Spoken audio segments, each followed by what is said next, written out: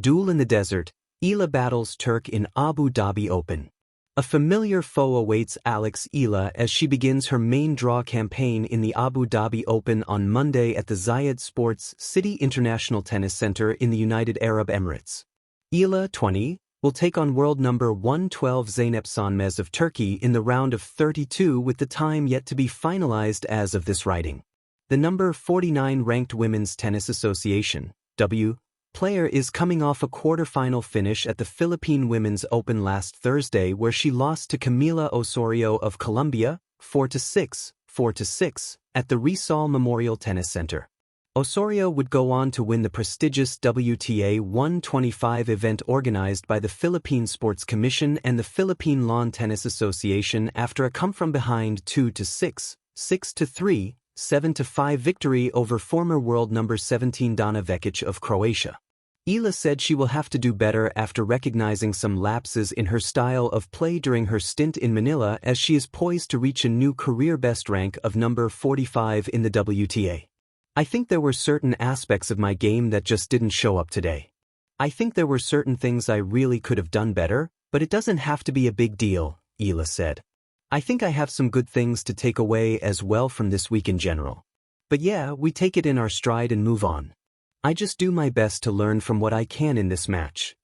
Eala will also join forces with Janice Chen of Indonesia in the women's doubles event as they face Filipino-Canadian Leylah Fernandez and Kristina Mladenovic of France in the last 16.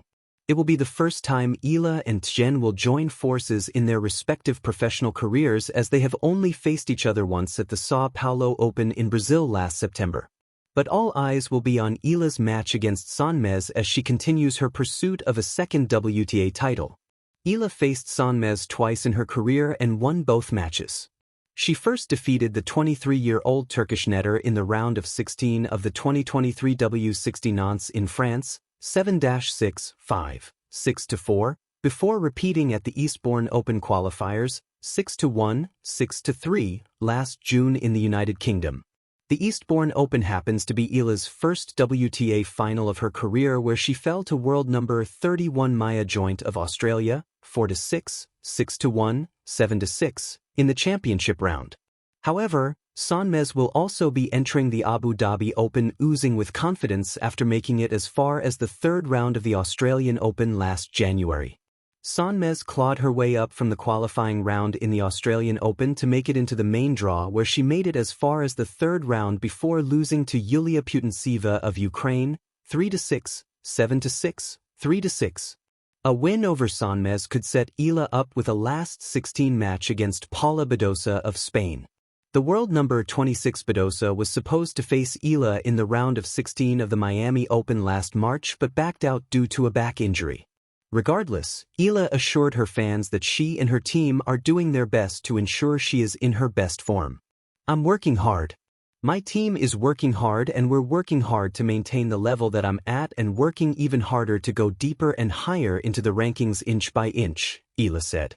Duel in the desert, Eala battles Turk in Abu Dhabi Open. The desert was alive.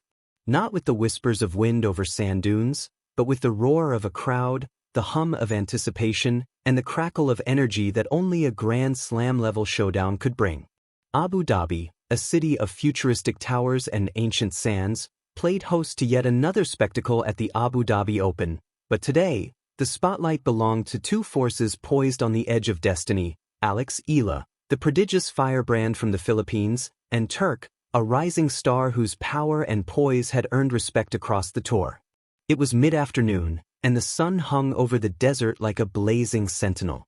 The stadium, a modern amphitheater that seemed almost suspended over the endless dunes, was packed to capacity.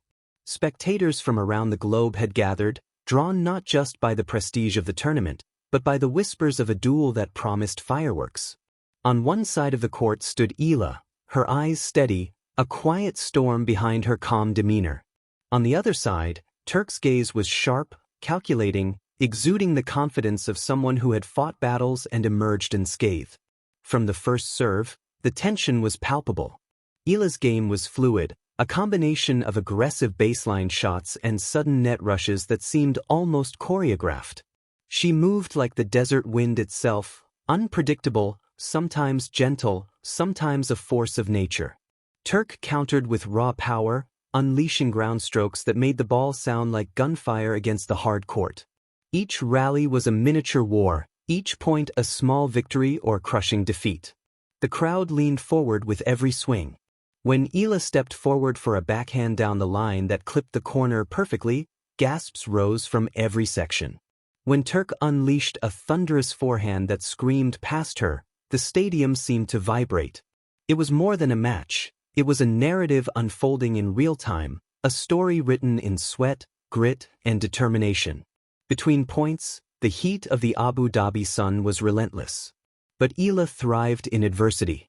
She wiped the sweat from her brow and, with a deep breath, found focus again. Her strategy was clear: patience and precision. She knew Turk's power could end points quickly, so she aimed to draw errors, to make him chase balls he couldn't control.